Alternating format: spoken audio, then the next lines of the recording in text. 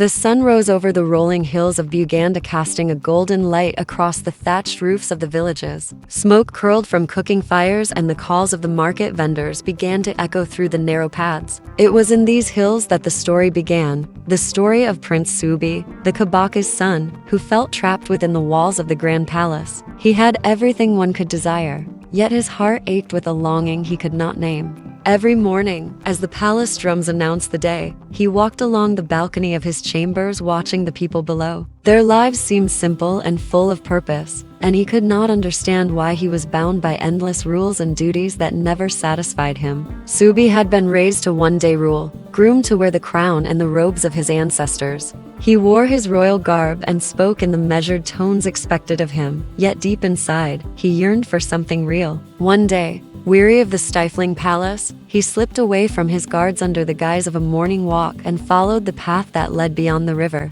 There, in the rolling green of the outskirts, he found a village unlike any he had seen. Children laughed as they ran through the mud paths, and elders sat weaving mats under the shade of mango trees. The air smelled of fresh earth and burning firewood, and Ssuubi felt something stir inside him that he had never known. It was near the edge of the village, beside a small pond where the lilies floated in clusters, that he first saw Nalwanga. She was bending over a pot of boiling herbs, her dark skin glistening under the morning sun. Her hands moved with a care and precision that spoke of years of practice and knowledge passed down through generations. Villagers gathered around her, bringing their sick children, and elders with aches and fevers. She spoke softly to each of them, touching their foreheads with her palms and whispering words that seemed to heal not only the body but the spirit. Ssuubi watched her from behind a tree, captivated by her humility and strength. Her eyes lifted briefly, and for a moment their gaze met. He felt a spark, a connection he could not explain. The days that followed became a pattern. Ssuubi returned to the village in secret. He learned her name and her story. Nalwanga had lost her parents to fever when she was young and had been raised by her grandmother, who taught her the sacred art of healing with herbs.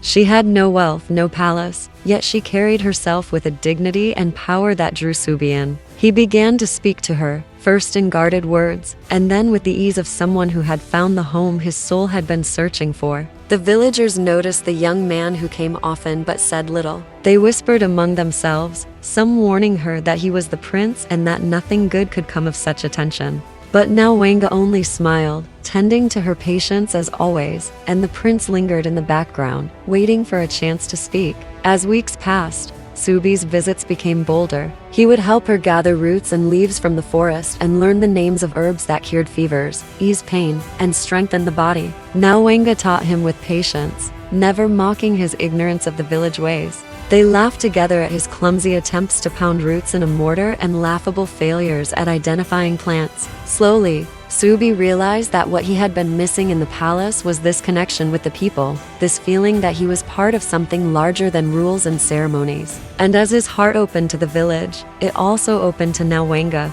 Their bond did not go unnoticed. Children would point and whisper, elders would exchange knowing glances. The Kabaka's spies, sent to monitor the prince's movements, reported back with stories of a young woman who had captured his heart. When the news reached the palace, the council of elders grew restless. They saw in Nalwanga not a healer but a threat to tradition. How could a prince, the future of the kingdom, be drawn to a village girl with no royal lineage?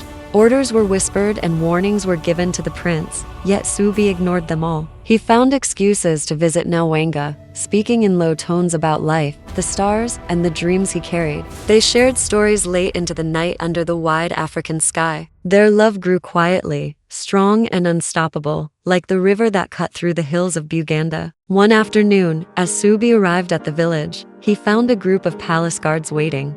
Nalwanga's eyes widened in alarm, but he held her hand tightly. "I cannot go back without you," he whispered. The guards demanded he return, threatening punishment if he refused. But Ssuubi stood firm. He had tasted freedom and love, and he would not relinquish them. That night, with the village dark around them and only the stars watching, Ssuubi and Nalwanga made a decision. They would leave together. They would escape the palace, abandon its gold, its power, and its expectations, and live according to their own hearts. They fled under the cover of darkness, traveling through forests where the air was thick with the scent of wet earth. Wolves howled in the distance, and the prince's heart pounded with fear and excitement. Nalwanga led the way, moving silently and confidently through the trees. When dawn broke, they found themselves in a small clearing surrounded by wild flowers and tall grasses. For a moment, it felt as if the world had stopped and only they existed. But the news of their escape spread quickly. By midday, palace messengers arrived in the village demanding Nalwanga be handed over. The elders, some loyal to the prince's family and some loyal to justice, gathered the villagers to discuss their next steps. They were torn between fear of royal wrath and the need to protect one of their own. Nalwanga, standing tall before the crowd, spoke to the villagers with a calm that belied the tension in the air. "This man loves me not for my wealth or my title, but for who I am. If you turn him away, you turn away what is true and good," the villagers murmured, hesitant but inspired by her courage. Ssuubi, standing beside her, nodded, his resolve strengthened by her words. The elders, who had lived their lives enforcing rules and maintaining order, found themselves challenged in a way they had never been before. They could not simply obey without question, and in that moment, a silent battle began between tradition and love. Just as the sun reached its peak, a loud shout echoed through the clearing. The royal guards had returned with reinforcements. They demanded the couple surrender or face dire consequences. The villagers formed a circle around Nalwanga and Ssuubi, holding sticks and tools, not as weapons, but as a shield of solidarity. The prince looked into her eyes and saw not fear, but determination. They would fight for their right to love, and in that moment, the impossible seemed possible. The villagers stood firm, their faces resolute, as the royal guards advanced toward the clearing. Ssuubi could feel the tension in the air, thick and heavy, like the heat of the midday sun pressing down on the grass. Nalwanga held his hand, her fingers trembling slightly but her grip unwavering. "Do not fear," she whispered. "We stand for truth. We stand for love." The villagers had never seen such courage from one of their own, and it ignited a fire within them. The elders, once hesitant, now raised their voices, calling out that the prince was under their protection and that no harm should come to either of them. The captain of the guards, a stern man with a voice like stone, demanded that the villagers step aside. He threatened punishment, exile, and dishonor upon anyone who disobeyed the Kabaka's orders. But the villagers did not flinch. Mothers held their children close, men gripped farming tools, and women stood with baskets raised, symbols of the life they nurtured and defended. They had watched Nalwanga heal the sick, feed the hungry, and care for the weakest among them. She was theirs, and they would not let the palace tear her away. Ssuubi's heart swelled with pride and awe at the loyalty and bravery of the people who had become his family beyond blood. "Prince Ssuubi," the captain barked, "return to your palace or your people will suffer for your defiance." Ssuubi looked around at the villagers who had stood with him and Nalwanga. He realized that for the first time in his life, he belonged somewhere not because of a title but because of shared trust and respect. "I will not return," he declared, his voice strong and unwavering. "Not unless we go together. We will leave this place only when the Kabaka accepts what is true. My heart belongs here. My life belongs here." His words sent a hush through the crowd, and even the captain hesitated, unused to seeing such defiance paired with conviction. Nalwanga stepped forward, her dress brushing against the tall grass, and faced the captain. "You come with threats and commands," she said, her voice clear and unwavering. "But what is a kingdom without its people? What is a crown without wisdom and compassion? We live simply, but we live rightly. The prince has chosen not gold or titles, but life and love and service to the people." Her words were not loud, but they carried a weight that pressed upon the hearts of all who heard them. The villagers nodded and murmured in agreement. They began to chant softly, a rhythmical call of solidarity, which rose steadily until it drowned out the commands of the guards. The situation teetered between chaos and compromise. The captain turned to his men, their faces pale and uncertain. They had been trained to obey without question, but the villagers' courage, the couple's defiance, and the moral truth in Nalwanga's words made their orders feel hollow. Some guards looked at one another and hesitated. The prince, sensing the shift, stepped closer to Nalwanga. "I will not force them to fight," he said, "but we must stand. We must show them that love is stronger than fear." Together, they lifted their heads to meet the rising sun and the people behind them. And for the first time, Ssuubi felt the power of choice. Not the power of birthright or wealth, but the power of conviction. The elders of the village convened quickly, whispering among themselves, debating how to handle the delicate situation. They knew the Kabaka would demand obedience, and that defying him could bring terrible consequences. Yet they also recognized the righteousness of protecting a citizen, of defending a woman whose heart and hands had nurtured them all. Finally, one of the oldest elders, a man whose hair had turned white decades ago but whose eyes still burned with clarity, spoke. "We cannot yield to fear," he said. "This prince has chosen a life beyond titles. This woman has proven herself worthy of respect. We will defend them. Let the palace come. Let them see what courage looks like." His words galvanized the villagers. They tightened the circle, holding their ground. Meanwhile, the news of the prince and Nalwanga's defiance reached the palace faster than the royal guards could have anticipated. The Kabaka, seated upon his throne of carved mahogany, frowned as his advisors spoke in hurried tones. "Father," Ssuubi's mentor warned, "the people speak of rebellion. Your son has gone beyond the palace gates and chosen a village woman. They gather and resist the palace's authority." The Kabaka's eyes narrowed. He had ruled for decades with wisdom and fear. He understood the power of tradition but also the power of love. For the first time in years, he paused. He thought of his own youth, of the longings he had suppressed in order to maintain order. He thought of his son, his blood, and the truth in the villagers' hearts. Back in the village, Ssuubi and Nalwanga spent the night beneath the stars, surrounded by those who had chosen to stand with them. The air was thick with anticipation. Fires flickered in small clusters as villagers whispered of strategy and hope. Nalwanga prepared herbal remedies for those who had strained their hands or feet during the standoff. Ssuubi moved among them, speaking quietly, offering encouragement. He had become not only a prince, but a protector, a symbol that courage and loyalty could unite even the most ordinary of lives. That night, as the moon rose high, a distant horn sounded. It was not the palace, but the neighboring villages who had heard of the stand and come to lend support. Ssuubi's heart raced with awe and disbelief. The momentum of love and solidarity was unstoppable. The next morning, the palace sent emissaries bearing messages sealed with the Kabaka's crest. They demanded immediate surrender. Ssuubi read the messages aloud to the villagers, his voice steady. "Return or face the wrath of the crown," he said. Nalwanga looked at him, her eyes steady and fierce. "We will not retreat. Our path is right. Our hearts are true. We face them with courage." The villagers echoed her sentiment with a resounding chant that rose like thunder across the fields. Even the emissaries faltered. They had not anticipated such unity. Their training could not prepare them for hearts bound together by love and conviction. By mid-morning, the emissaries left to report back to the Kabaka. The villagers and the couple waited with bated breath. Ssuubi knew that the palace would not easily yield, yet he felt no fear.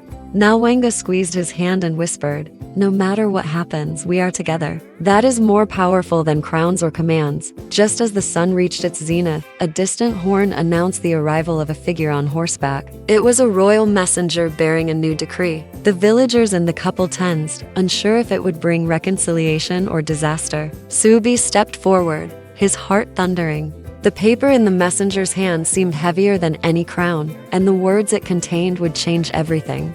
The messenger dismounted with a grace that belied the urgency of his task. He held the sealed letter high as the villagers gathered closer, eyes wide with curiosity and dread. Ssuubi reached for the paper, his hand steady despite the pounding of his heart. Nalwanga stood beside him, her presence a calm anchor amidst the tension. Slowly, he broke the seal and unfolded the letter. The words inside made him blink, then read again. The Kabaka, his father, had demanded an immediate audience with the village council, but instead of threats, the letter contained an unusual tone. It acknowledged the prince's choice, yet reminded all that the king's authority was not to be ignored. There was a strange mixture of warning and invitation, a call to reason and respect. The villagers whispered among themselves. Some were unsure, fearing the palace's cunning, yet others saw hope. Ssuubi folded the letter and turned to them. "We are called to meet the Kabaka," he said. "He seeks not just to punish but to understand. We will go, not in fear, but in truth." Nalwanga nodded, her eyes reflecting pride and quiet determination. She wrapped a simple cloth around her shoulders, gathered the medicinal herbs she carried, and followed the prince. The villagers formed a protective escort, walking beside them with drums beating a steady rhythm, a heartbeat of courage and solidarity. When they reached the grand gates of the palace, the guards who had once been their adversaries now bowed slightly, recognizing the authority of the villagers' unity. The gates opened slowly, revealing the polished floors, the carved pillars, and the banners that fluttered in the afternoon breeze. Ssuubi walked forward, feeling the weight of expectation pressing upon him. He had entered the palace many times before, but never as himself. Now he was not a prince obeying rules, but a man claiming his right to love freely and honor truth above tradition. Nalwanga followed, her bare feet silent against the marble, yet her presence seemed to fill the room with warmth. The Kabaka sat upon his throne, a figure of authority and wisdom. His eyes studied them carefully, measuring the courage in their hearts. "Ssuubi," he began, his voice resonant, "you have defied tradition and my commands. Tell me why you have chosen this path." Ssuubi stepped forward, bowing respectfully but not yielding his resolve. "Father," he said, "I have lived within these walls and worn the robes of royalty, yet I felt empty. I met Nalwanga, and through her I have learned what it means to care, to serve, and to love with my whole heart. She is humble, wise, and strong. She has healed people, saved children, and guided our village. I do not seek gold, titles, or power. I seek truth and life, and that truth is here with her." The Kabaka leaned back, his fingers steepled beneath his chin. Silence filled the hall as he considered his son's words. Nalwanga, sensing the tension, spoke softly. "I am not of the palace, yet I serve the people with knowledge passed through generations. I seek no throne or crown. I only wish to live a life of service, alongside the one who loves me. We ask not for wealth but for acceptance and the right to choose our path together." Her words, simple yet powerful, hung in the air. The elders who had come with them nodded, reinforcing her message with solemn glances. Even the palace courtiers shifted uneasily, recognizing the courage that had brought them here. The Kabaka's gaze swept over the assembly, taking in the villagers' unwavering support. He had ruled through respect and fear, yet he now understood that fear alone could not govern hearts. He remembered his own youth, the choices he had been forced to make, and the weight of love denied. For the first time, he saw his son not as a prince to be molded, but as a man whose heart had chosen freely. "Your courage is undeniable," he finally said. "Yet this union challenges our traditions and the eyes of the kingdom. How do you propose we reconcile this?" Ssuubi straightened, holding Nalwanga's hand. "By seeing that love is not a threat to tradition but a reflection of its deepest values. Our people thrive not on titles alone but on the bonds of trust, care, and service. Let this union be an example of strength, not weakness." The court murmured. Some were shocked, others skeptical, but the Kabaka remained silent, contemplating. Then, unexpectedly, a young courtier stepped forward, bowing. "Sire, the people outside are loyal and courageous. If they support this union, it will show that the kingdom itself values love and courage. Punishing them would weaken the very foundation of your rule." The Kabaka nodded slowly, his mind weighing centuries of tradition against a single truth. At last, he spoke again. "Then let it be known, Ssuubi and Nalwanga shall be united, not in secret, but with the blessing of the crown. Let all see that love and service are honored in Buganda." A wave of astonishment swept through the hall. Whispers turned to cheers as the villagers outside clapped and sang. Ssuubi and Nalwanga exchanged glances, their eyes filled with disbelief and joy. They had won, not through defiance alone, but through the courage to stand for what was right and the unity of people who refused to let fear dictate their lives. That evening, the palace gates opened to welcome the village. Fires were lit, drums were beaten, and the couple walked through the streets hand in hand, their footsteps echoing the rhythm of triumph and hope. Yet even as celebration began, a shadow lingered. Some courtiers whispered of vengeance, of jealous rivals who would not forgive the prince for defying them. Others feared that neighboring kingdoms might see this act as weakness and attempt to exploit it. Ssuubi, sensing the tension, turned to Nalwanga. "We have won today," he said quietly, "but tomorrow we must be ready for whatever comes next. Our love has made us strong, yet it has also made us visible. We cannot hide."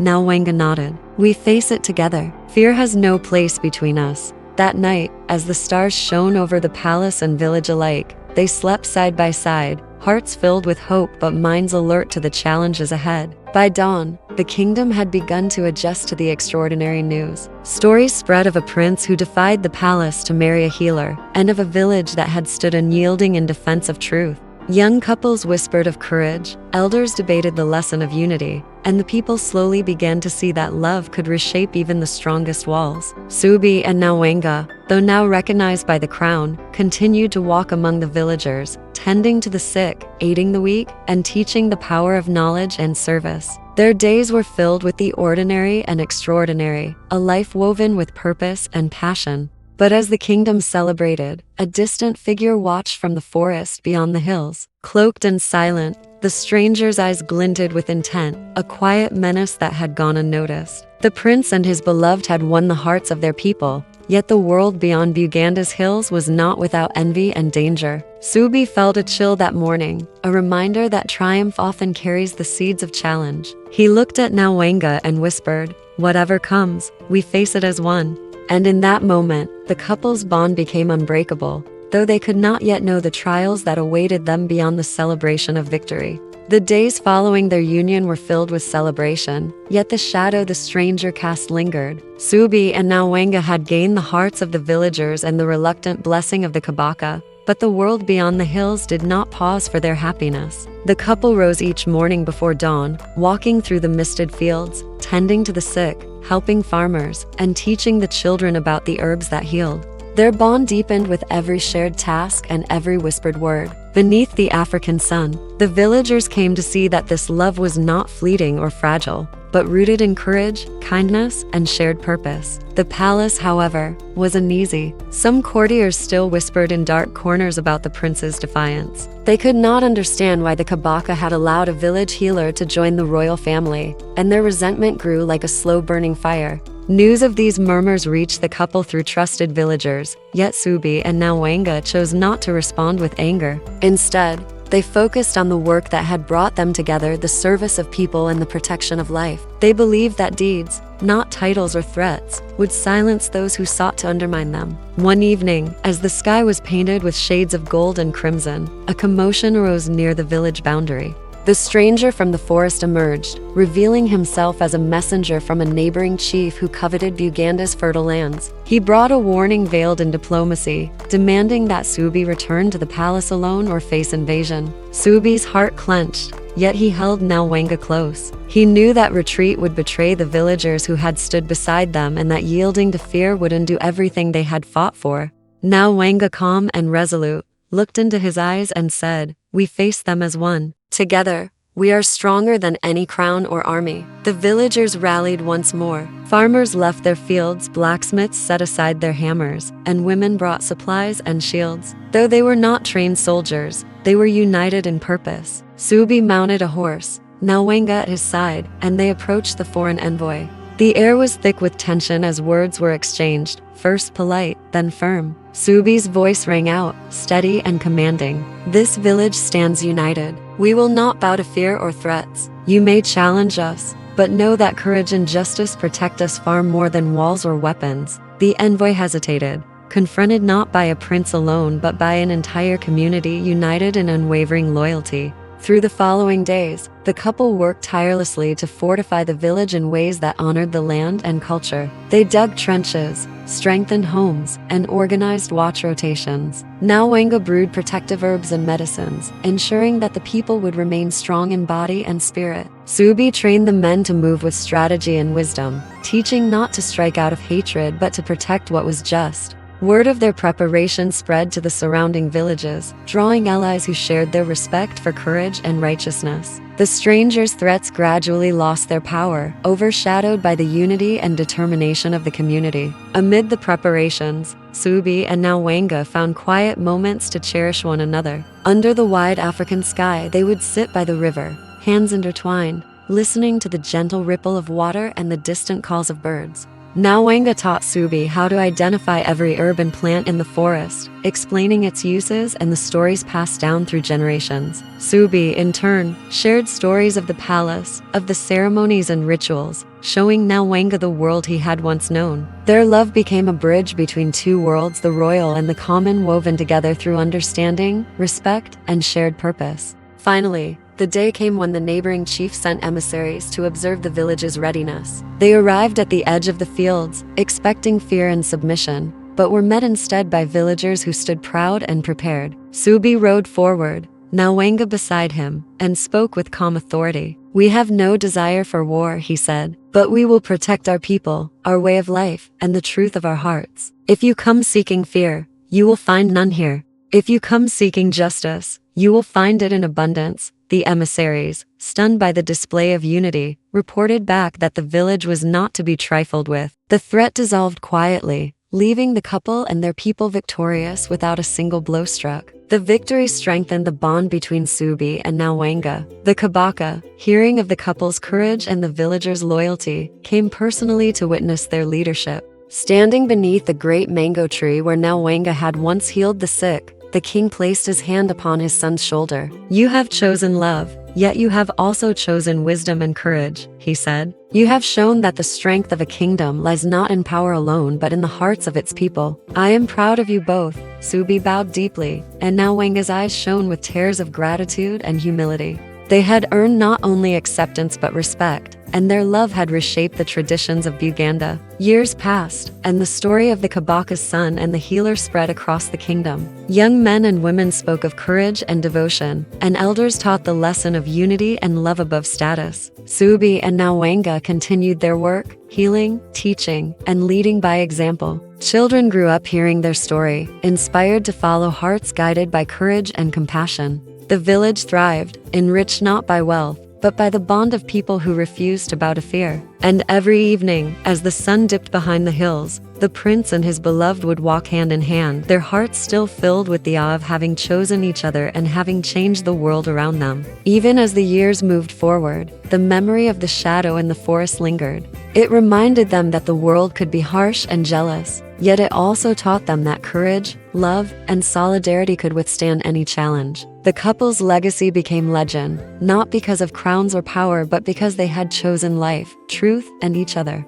And so, in Buganda, where the hills roll endlessly under golden sun and silver moon, the story of Prince Ssuubi and Nalwanga the healer endured, a tale of love that defied expectation, courage that defied fear, and the quiet, unyielding power of hearts that refused to be broken. In the heart of Buganda, Prince Ssuubi grows restless within the palace walls and finds his world changed when he meets Nalwanga, a humble village healer whose wisdom and courage save lives. Their love blossoms in secret, defying tradition and threatening royal authority. When the palace tries to separate them, the villagers rise in defense, proving that loyalty, courage, and truth can overcome fear and power. Through trials, threats, and the challenge of bridging two worlds, Ssuubi and Nalwanga unite, transforming hearts, inspiring their kingdom, and leaving a lasting legacy of love that defies social norms and celebrates the strength of the human spirit.